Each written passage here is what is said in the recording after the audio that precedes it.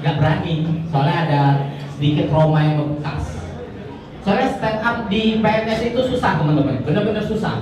PNS itu cuma ngakak kalau atasannya yang ngelawak, betul.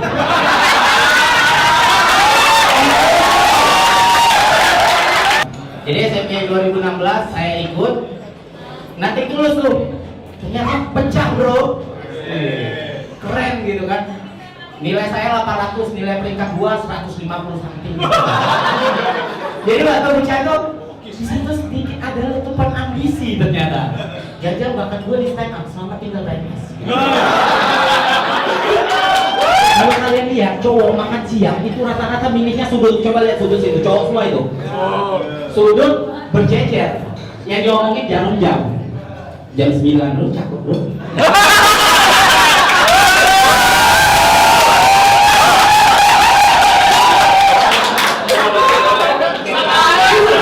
Jam 12 lewat 20, kayaknya kepala kita kan 12 lewat.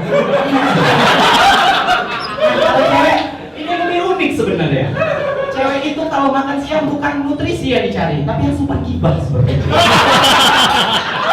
Jadi kalau mereka makan depan, itu pasti bentuk lingkaran teman-teman. Menjaga kegibahan itu eksklusif ya kan. Kalau makan berdua hadap-hadapan, kalau makan sendirian yang digibahin.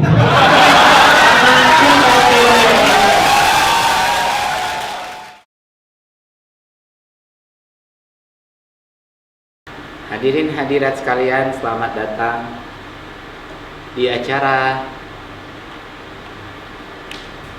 komedi. Gak ada yang ketawa ya?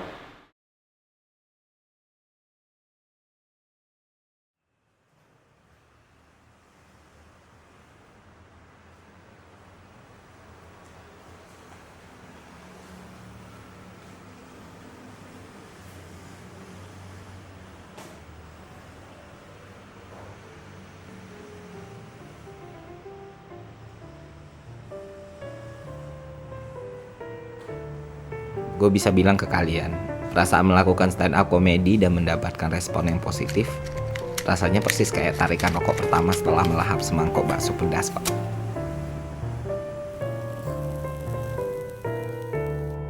Lega dan nikmat. Stand up komedi bukan hal yang gue lakukan setiap hari, setiap minggu atau setiap bulan. Ya, karena gue bukan komedian. Gue cuma pegawai kantoran biasa yang menjalani kehidupan yang biasa-biasa saja. Jadi berhasil melakukan stand up komedi untuk seorang yang bukan komedian. Jelas pengalaman yang sangat luar biasa. Dan dari sana kepercayaan diri gue mulai muncul untuk sesekali mencoba bentuk komedi yang lain.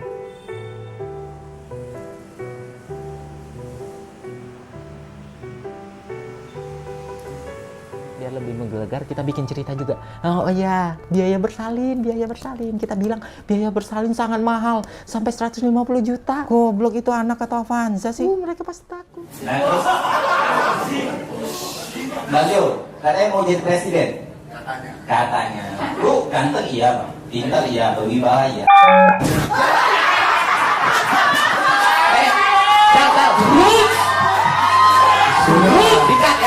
Dikat ya.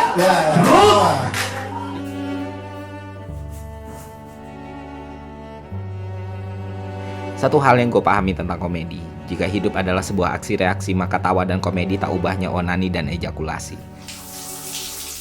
Untuk mencapai tawa, komedi butuh ketepatan build up, penekanan ritme, tempo, dan timing. Ketika semua berjalan dengan baik, maka tubuh akan melepas dopamin. Dopamin yang sangat adiktif.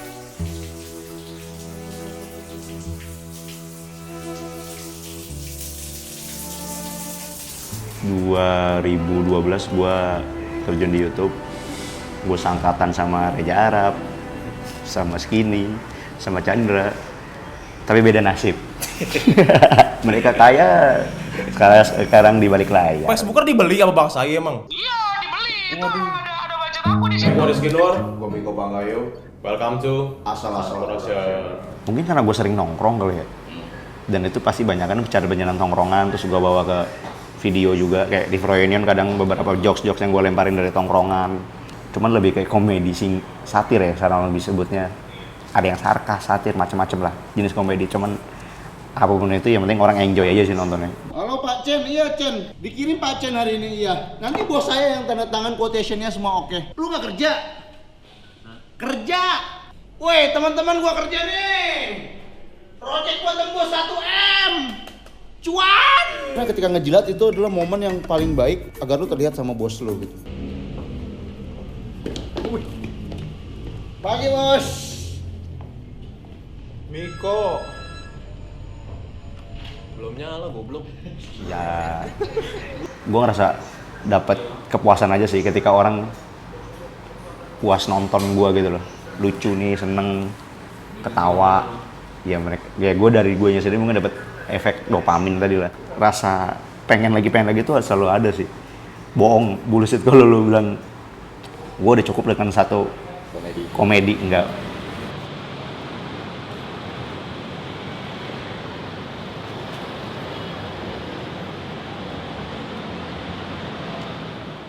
Sama seperti para pecandu rokok, mereka, yang mana gue salah satunya, selalu punya kebutuhan atas pelepasan dopamin tersebut. Ketika otak menerima nikotin, maka tubuh melepas dopamin. Hal ini pun terakumulasi menjadi adiksi. Itulah yang menjadi alasan semakin meningkatnya kebutuhan kita atas komedi itu sendiri. Hasilnya, kita menuntut kelucuan, kita protes soal lawakan, kita begitu kritis dan kejam dalam menilai kemampuan seorang komedian. Tapi pernahkah kita berpikir sekeras apa usaha yang mereka kerjakan? Pengorbanan apa yang mereka lakukan, dan seberat apa ekspektasi yang harus mereka emban. Dan ketika mereka melakukan hal yang dianggap tidak pantas, tidak layak, tabu, tidak benar, tidak seharusnya, kita lantas bertanya dengan heran, mengapa hal itu kamu lakukan? Bukankah kamu seorang komedian?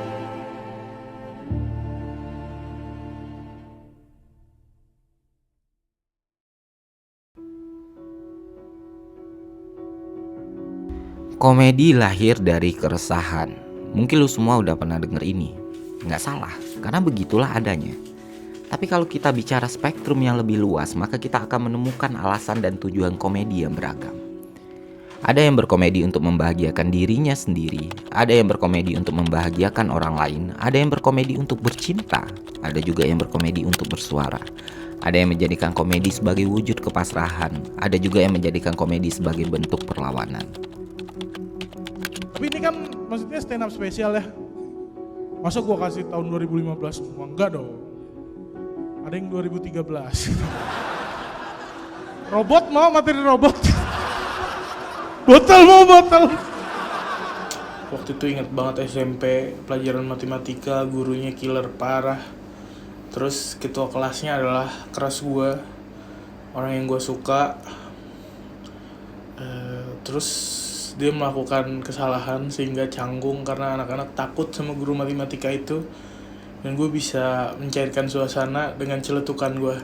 Jadi dia jatuhin penggaris kayu di depan lagi disuruh ngapus papan tulis. Terus dia jatuhin penggaris kayu, anak-anak bingung, takut gurunya marah. Terus gue cairin, untung cakep lu, gitu. Terus anak-anak pada ketawa, gurunya juga senyum-senyum, gak jadi marah, dia juga lepas dari kecanggungan. Makanya kalau ditanya momen paling menyenangkan ya, yang bisa gue jawab tuh adalah momen itu, bukan momen ketika gue berkarir. Malaysia. How do you order water? Like how do you say that in Indo? Udel. Excuse me, boleh pesan udel? Udel. Dingin. Gue bisa nggak ya ngebuat orang ketawa dalam 15 detik. Jadi di saat itu gue menggunakan visual komedi. Di satu sisi itu sebuah komedi yang mungkin secara verbal nggak terlalu banyak, tapi bermainnya itu di gambar, entah editing ataupun gerak-gerik yang gue lakukan, yang ada rasa-rasa dari Rowan Atkinson lah. Kalau ternyata komedi itu bisa ditunjukkan lewat sesuatu yang fisikal, lewat sesuatu yang gerak-gerik yang lucu, terus antara kontras editing dan segala macem. Menurut gue itu menarik di satu, jadi gue pakai itu. Jadi zaman gue bikin Instagram video 15 detik tuh, Indofitgram, gue selalu melakukan gerak-gerik yang jatuhnya agak di-exaggerate untuk menciptakan gerak-gerik yang tidak biasa orang lakukan lah gitu loh. Adalah joget-joget kayak ulet atau apa. Aduh, gue sebenarnya ngobrolin itu malu abis sebenarnya sih, karena di saat itu kan adalah sebuah eksperimen awal ya di dunia sosial media.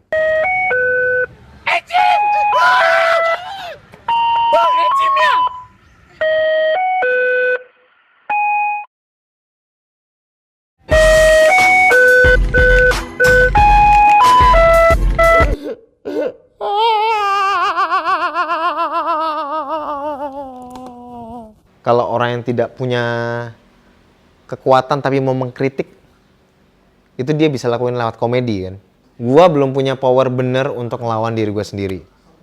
Gua belum punya power bener untuk merubah sesuatu, jadi ya gua tuangin lewat situ aja. Paling jujur yang dulu gue pernah ungkapin. Dulu kan gue bikin Photoshop. Photoshop itu bermulai dari cuma gue ngedit foto teman-teman aja untuk bercanda. Kenapa gue lari ke konten kreator komedi dan sekarang kan video komedi gitu ya mungkin orang taunya. Karena waktu itu ada anak satu viral bikin konten Photoshop dan dia lebih terkenal. Di situ kan insting manusia saya untuk bertahan hidup harus apa ya? Nggak bisa nih. Gue udah bikin Photoshop, ada yang bikin Photoshop dan dia terkenal. Saya hilang dari peradaban apa ya? Apalagi yang gue suka bikin foto lucu. Coba kali video, tapi komedi juga. Di situ belajarnya pun lama dan ternyata pas dibuat ngelihat respon-respon orang tuh kayak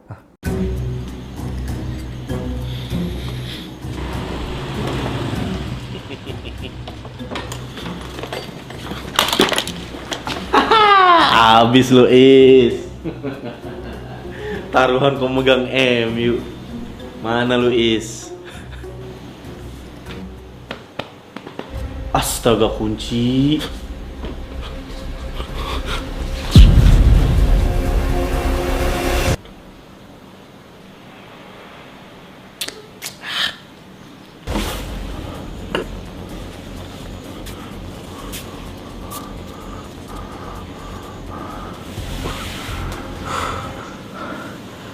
Aman bro, gue udah setengah musim di sini. mungkin karena YouTuber dulu kan berkonten banget gitu ya. Gue ngeliat Chandra, gue ngeliat Smosh. Gue suka banget nonton Smosh dari dulu. Dan menurut gue Smosh ini punya power, punya pengaruh yang besar dari komedi gitu loh. Buat pengaruh yang besar hanya dari video lucu. Makanya kayak komedi ini bisa jadi sama. Yo, kita ini sebagai human harus bisa adaptation. Gue kuliah di Jaksel, which is anak-anaknya gaul banget. Ya gue harus berbaur dong. Selalu dah.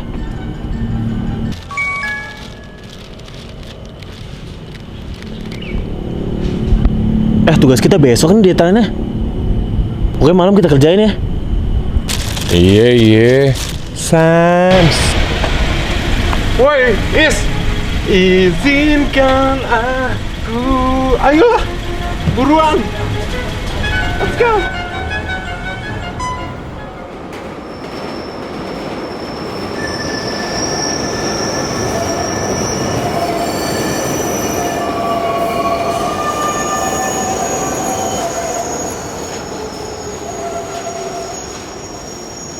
Komedi punya beragam teori, tapi tidak punya baku yang mengikat, tidak punya aturan ataupun larangan. Selama penikmatnya tertawa, maka berhasillah sudah, apapun bentuknya, apapun wadahnya. Kamu, berapa hasil 124 kali 6? 744. Kamu, berapa hasil 124 kali 6? 1 kali 4, 2 kali 4, 8, 3 kali 4. Agus?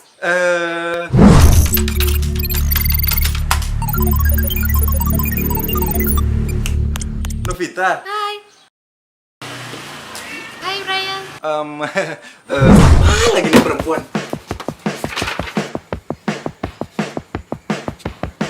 Susan? Tunggu ya. Susanto? Kalau perusahaan senang, ya senang sih. Apa yang saya pikirkan ternyata, wah bisa diterima orang gitulah. Mubazir kan, apa yang kita pikirkan terus dibuang begitu saja kan. Dan ternyata orang yang menonton juga senang kan.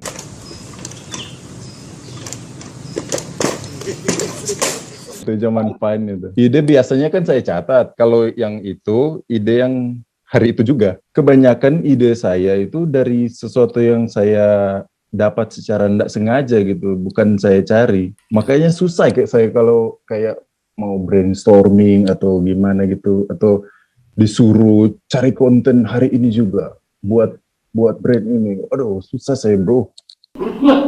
Yang sekarang yang viral tuh jelek-jelek banget ya viral ya, bukan tawuran lagi. Ada anak STM di Purwokerto ditampar sama gurunya. Gue ngeliatnya ya ampun lemah anjir. Gue dulu nggak kayak gitu, gue digampar congli gue biasa aja loh. Pakai cincin batu akik biasa aja. Digampar. Bahkan congli gampar tuh kayak kame-kame anjir. Ketika gue ngelucu gitu, gue pengen nyampein pendapat yang serius. Biasanya gue berkomedi dulu, ngejokes dulu sampai gue jadi pusat perhatian, baru gue by the way baru seriusnya tuh gue jadi pusat perhatian dulu. Nah sekarang pun gitu, gue kalau misalnya pengen ngebahas hal-hal yang serius, gue komediin biar orang tahu pendapat gue kayak gimana, walaupun dibungkus dengan komedi. Ngomongin tentang materi STM, gue tuh pengen ngerubah sudut pandang STM. Yang orang lain pada STM gitu, jangan jelek terus gitu. Isinya gak tawuran doang gitu, anak STM juga ada yang lucu, ada yang berkreasi gitu. Nah makanya gue taruh di YouTube untuk kampanye stop tawuran sebenarnya. Selesai stand up, ada yang nge-DM, ada yang IG story, ada yang nyamperin, terus bilang makasih bang, lu udah ngehibur gue malam ini, karena gue lagi ada problem sama pacar gue lagi ada problem sama orang tua gue. Nonton lu, gue bisa ngelupain sejenak problem dan masalah hidup gue. Gue di situ itu ngerasa puas banget sebagai seorang penghibur, gue ngerasa berhasil gitu. Karena kan banyak orang bilang katanya orang yang paling bikin sering orang tertawa itu adalah orang yang paling butuh hiburan. Halo, balik lagi di channel YouTube gua, Dani Beler. Apa kabar semuanya? Semoga semuanya baik-baik saja ya. Beberapa hari yang lalu atau beberapa minggu yang lalu gua tuh sering banget ngadain kayak Q&A di Instagram. Dan waktu itu banyak banget yang nanyain gue tentang bagaimana cara membuat materi story. Kalau misalkan zaman dulu waktu gue SD ditanya sama guru gue, anak-anak cita-citanya mau jadi apa? Teman-teman gue jawab pada jadi bos, pada jadi presiden, DPR. Gue bilang jadi pelawak. Terus guru gue dan sekelas menertawakan gue. Gitu. Jadi itu yang bikin gue, masa sih lu nertawain cita-cita gue gitu. Gitu. Itu yang bikin gue terpacu untuk terus berkomedi. Nah, salah satu momen yang paling indah bagi gue saat berkomedi adalah tiba-tiba ada penonton nyamperin gue bilang, "Bang, terima kasih atas materi lu. Gue jadi ingat sama almarhum nyokap gue zaman dulu. Terima kasih udah ngingetin gue." Itu gue kayak, anjing ternyata impact-nya sebesar ini gitu. Itu yang paling gue bikin gak nyangka sih. Komedi sangat dinamis sejak Aristophanes membuat syatir untuk mengkritik pemerintah Yunani di abad keempat sebelum Masehi. Komedi terus berevolusi sampai detik ini. Pada abad ke-13, Dante Alighieri membuat syair bertajuk Divina Commedia, atau dalam bahasa Indonesia disebut dengan komedi ketuhanan. Komedi ini terdiri dari 3 bagian, yaitu Inferno, Purgatorio, dan Paradiso.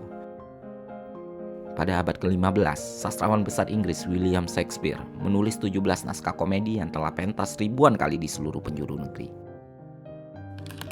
Di awal abad ke-19, Charlie Chaplin membuat karya komedi dalam bentuk film bisu yang ditujukan untuk mengkritik korelasi industri dan pekerja.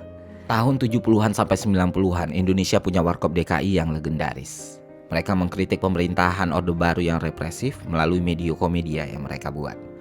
Tahun 2011, Ernest Prakarsa, Rian Ariandi, Panji Pragiwaksono, Raditya Dika, dan Isman Suryaman membuat acara Stand Up Night. Acara itu direkam, kemudian videonya diunggah di YouTube. Dan ternyata video unggahan tersebut memberikan dampak yang besar bagi dunia komedi Indonesia saat itu.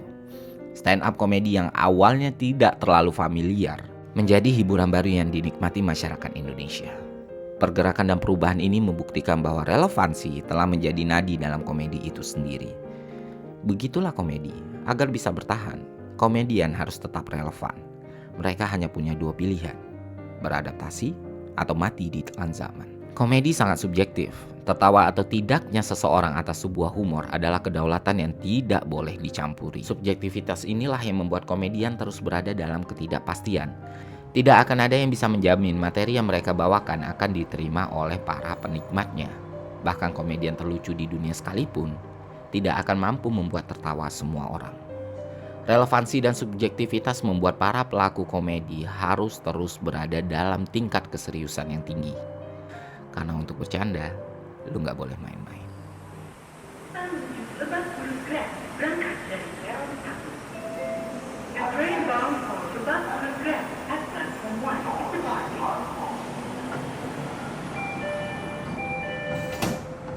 Komedian tuh serius, men. Serius banget kalau menurut gue, karena dia semuanya dipikirin ya. Komedian itu, kita berpikir entah yang kita sampaikan ini lucu nggak sih gitu. Karena menurut kita lucu, belum tentu orang berpikir tuh lucu gitu kan. Terus apakah orang berpikir juga seperti itu gitu kan? Kita nggak akan bisa untuk memuaskan semua orang kan. Itu aja kuncinya gue. Tapi selagi masih ada yang terhibur gitu ya, gue ya udahlah, alhamdulillah gitu. Seriuslah untuk tidak serius. Gue sepakat banget kalau emang jadi pelawak itu adalah sebuah pekerjaan yang serius. Karena kenapa? Karena kita ngebongkar hal-hal yang tabu gitu ya, untuk bisa dicari lucunya kayak gimana. Dan itu nggak mudah gitu. Ngomongin isu yang berat dijadiin isu yang ringan dan bisa ditertawakan, itu nggak mudah. Makanya ini harus butuh keseriusan dan disiplin yang tinggi sih menurut gue ya. Makanya banyak juga yang pelawak yang naik sebentar terus ngilang karena dia nggak disiplin gitu. Dan karena memang susah, apalagi di Indonesia ya. Karena menurut gue komedi itu bukan masalah cerdas nggak cerdas sih, masalah referensi. Selain masalah referensi, masalah kultur juga ini jadi problem. Karena ketika lu ngebawa komedi yang keras di daerah, di provinsi Indonesia yang kulturnya lembut, nggak bakal bisa diterima. Jadi kita harus menyesuaikan audiens. Itu yang susah jadinya, jadi stand up komedian ya, jadi pelawak itu susah.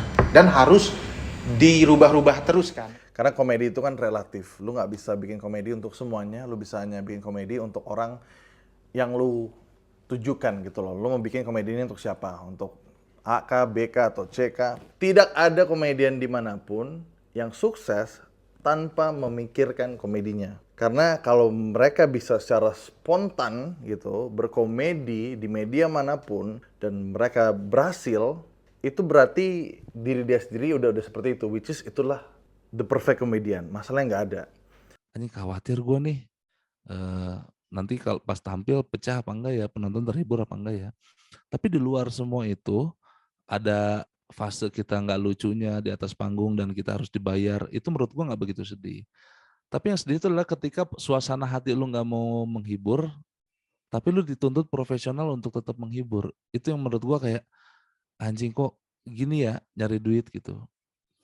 Kayak beberapa bulan yang lalu almarhum bokap gue meninggal dan gue harus menyelesaikan satu kerjaan yang dimana anjing gue masih berkabung nih, tapi profesional menuntut gue untuk tetap tampil gitu. Itu adalah momen yang paling getir sih menurut gue. Tapi di luar itu ya kita tetap profesional.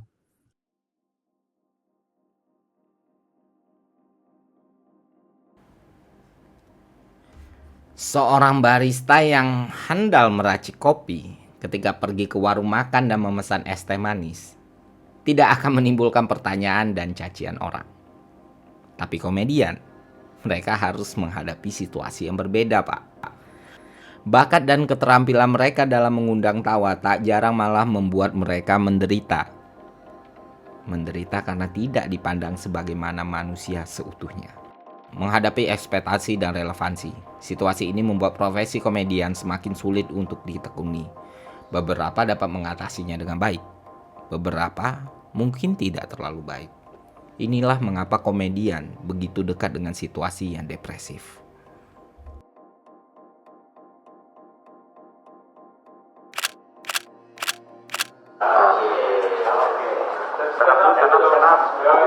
Stand up.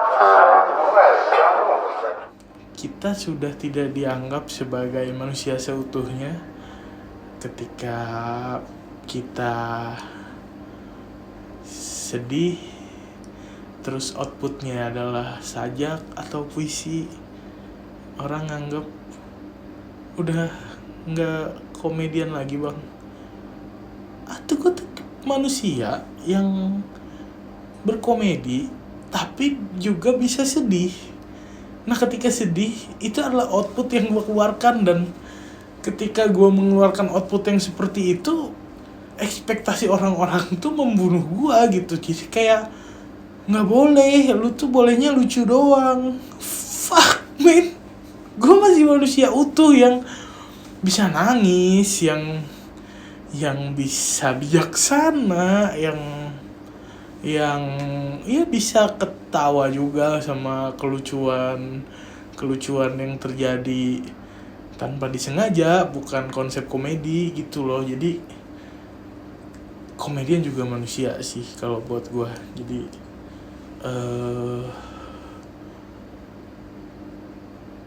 itu menyedihkan ketika gue nggak boleh berekspresi selain ngelucu. Soalnya stand up comedy itu kan udah jadi pekerjaan, oke? Udah jadi rutinitas lah. Dan ketika udah jadi rutinitas, gua nongkrong, tujuan gua pengen nongkrong, bukan pengen ngasih pertunjukan komedi. Ya, Limbat juga kayaknya ya, Limbat itu kayaknya makan besi itu di atas panggung doang deh. Di rumah kayaknya dia makannya normal gitu, nggak sehari-hari dia makan besi. Taufik Hidayat juga makan disuap, nggak disemes gitu loh. Jadi kayaknya nggak di semua situasi stand up comedian bisa ngelawak. Bahkan kita butuh situasi-situasi ketika kita romantis, ketika kita serius, ketika kita yang pengen sekedar bercanda aja, jangan disuruh stand up karena itu pekerjaan kita. Komedian atau buat komedi itu punya hati juga gitu loh. Kita kan suka bikin yang ketawa-ketawa, iya, tapi kan sosial media kan gunanya buat sharing ya. Ya kadang kita curhat dong, kadang kita curhat, tapi kadang dianggap enteng gitu loh. Kan biasanya orang kalau alay-alay galau gitu kan, gue juga suka gitu kan, upload lagi sedih gitu. Ditanggepin nih, anjing lu bang gak jelas. Pokoknya kenapa nih lo bangsat? Kayak bukan mau respect sih, bukan mau di respect, tapi gue juga orang. Gue juga kadang lagi sedih gitu, jangan dibangsat-bangsatin dulu.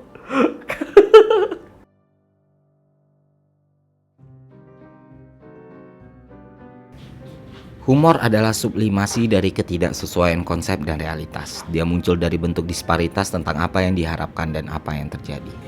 Itulah yang diyakinin oleh Schopenhauer dalam karyanya The World as Will and Representation.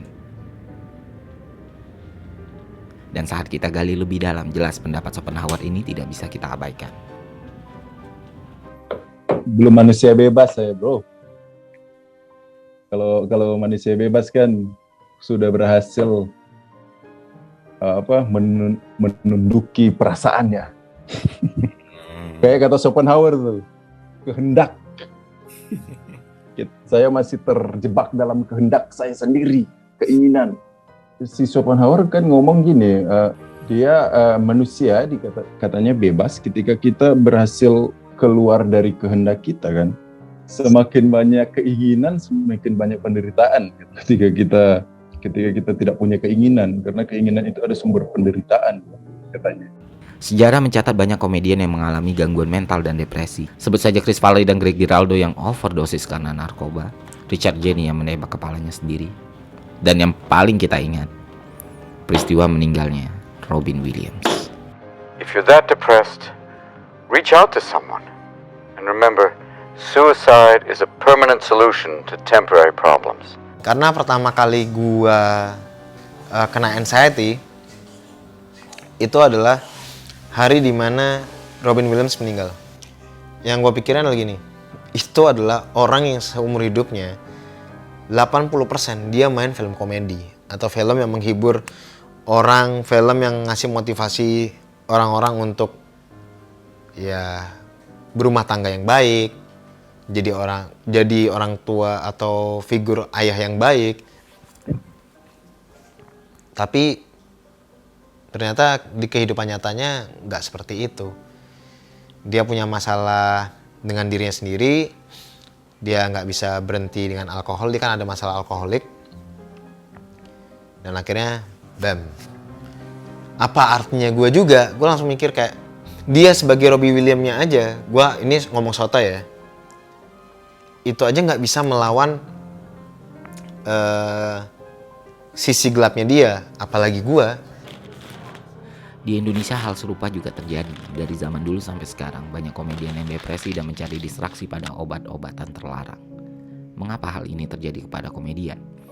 Penelitian di Inggris menunjukkan bahwa setelah melakukan tes kepada 53 orang komedian, Hasilnya, komedian yang paling lucu adalah orang yang paling berbahaya dan paling dekat dengan kematian.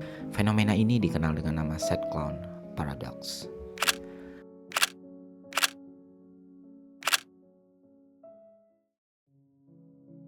Secara dominan, para komedian mempunyai beberapa kesamaan, seperti mereka memiliki tingkat kecerdasan dan kreativitas yang berada di atas rata-rata. Tapi satu hal yang harus kita pahami adalah mereka yang cerdas dan kreatif lebih rentan terserang depresi. Dan hal ini berdampak sangat buruk bagi para pelaku komedi karena tuntutan kreativitas terhadap mereka jauh melampaui profesi atau bentuk pekerjaan yang lain. Seorang musisi misalnya bisa memainkan lagu yang sama hingga ratusan kali ke orang yang sama sebelum mereka membuat lagu yang baru. Sementara komedian, setiap waktu mereka harus terus melakukan pembaharuan atas materi yang mereka bawakan. Kesinambungan inilah yang membuat keadaan semakin memburuk. Dan ketika mereka dihadapi permasalahan dan realita hidup, dampaknya akan jauh lebih besar dibandingkan orang lain. Banyak komedian yang menganggap bahwa humor adalah respon kontrafobia terhadap kegelapan dan kesedihan yang mereka rasakan. Kecerdasan mereka katanya membantu mereka memutar keputusasaan menjadi kelucuan. Dan ketika mereka tidak mampu memutar keputusasaan itu menjadi kelucuan, maka rasa sakit yang harus mereka terima akan jauh lebih dalam. Robin Williams menangis karena mendapati dirinya tidak mampu lagi menghafal skrip dan merasa dirinya tidak lucu lagi. Akhirnya mereka harus berada dalam situasi yang sudah tidak mampu lagi mengendalikan kesepian, kehilangan keputusasaan, dan depresi dalam diri mereka sendiri. Beberapa komedian menjadikan alkohol dan narkoba sebagai tempat untuk berlari. Beberapa yang lain bahkan lebih buruk. Mereka sudah merasa terlalu lelah untuk berlari dan memutuskan untuk mengakhiri sisa hidup yang mereka miliki. Persaingan karir yang sebenarnya tidak ada, tapi menjadi buah pikir di kepala gue. Maksudnya ngeliat teman-teman kok pada makin sukses, gue gini-gini aja. Terus teman gue yang tinggal serumah sama gue tadinya ninggalin gue, pacar gue mutusin gue, bikin materi stuck. Gue ngerasa di saat itu nggak ada yang ngerti gue selain sesuatu yang gue hisap, yaitu Sinte gitu. Jadi gue ngerasa dia adalah yang paling baik, yang bisa mengerti gue, tidak pernah ngejudge gue, dan dia paling setia selama gue sama dia.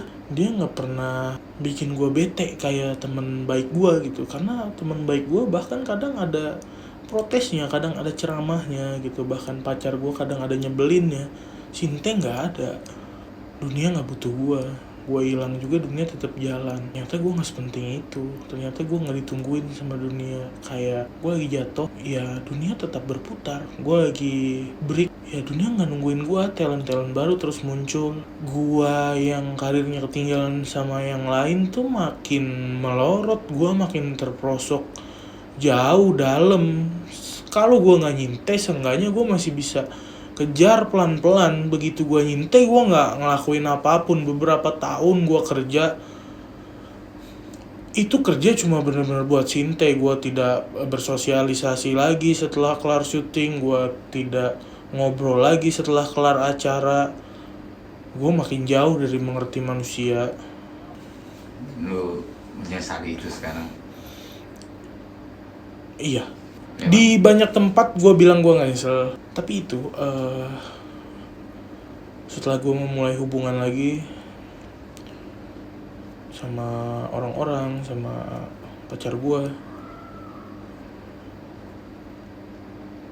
anjing ada banyak missing puzzle di hidup gue. Karena kesintean.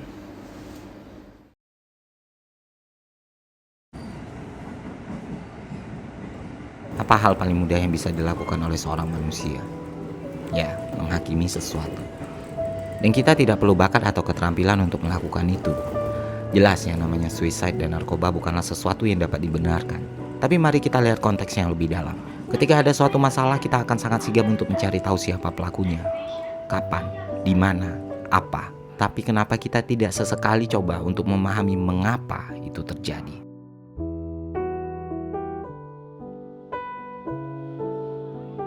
Dan sebagai penikmat komedi, part terbaik yang bisa kita lakukan adalah memahami masalah ini. Memahami jika komedian itu manusia yang punya beragam ekspresi. memahami selayaknya profesi yang lain, komedian tidak lepas dari masalah dan tekanan. Mungkin memang memahami ini semua tidak serta-merta mengubah segalanya, tapi setidaknya dengan ini kita bisa selangkah lebih baik lagi dalam memanusiakan manusia. Jika tidak, keadaan akan terus-menerus berulang, yang pada akhirnya akan merugikan diri kita sendiri, para penikmat komedi. Kenapa? Karena orang-orang yang bisa kita tertawakan akan semakin berkurang.